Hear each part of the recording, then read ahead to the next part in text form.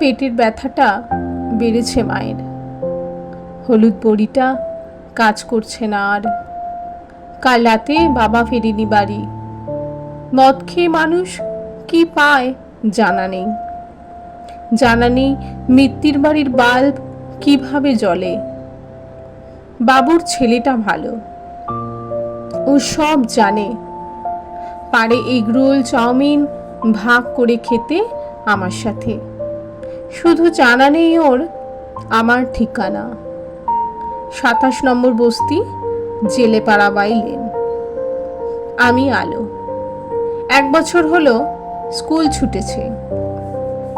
৫ ক্লাসে পড়া হলো না আর। কত কিছু না চেয়ে পেলাম আমি। আজ এই ছোট্ট কাঁধেই পুরো সংসার। দুবেলা মিত্তির বাড়ির জুটেছে বাসন মাজা, জল তোলা কাজ। সুযোগ করে একটু ফাঁকে তালে লালটুর সাথে খেলা, কার্টুনে ভীম ভালো। যদি একটু টিভিটা দেখা মেলে, রান্না দেখেছি বইয়ে লেখা। কেরোসিনে জলে আমার চুলা। রান্না বাবার, মায়ের, আমার করি আমি। আতপ চালের ভাত। ৮০০ টাকায় মাস চলে না আর।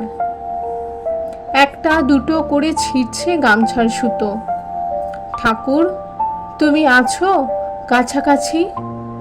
শুনছো কি আমায়? সবাই বলো কত ভালো থাকে। ভালো থাকে তাদের বাসা। টিভি থাকে, থাকে স্কুলের মিকি ব্যাগ, কেক, তরকারি, ভাত আর পোস্ত মাখা। ঘরে থাকে বাল্ব, জলে আলো। তবু কেন জ্বলি না আমি? ওই তারটা যেটা জ্বলে কেন আমার নেই? অন্ধকারে ভয় লাগে আমার। ২৭ বস্তি, জেলেপাড়া। ঠাকুর, আলো করে দাও আমায়।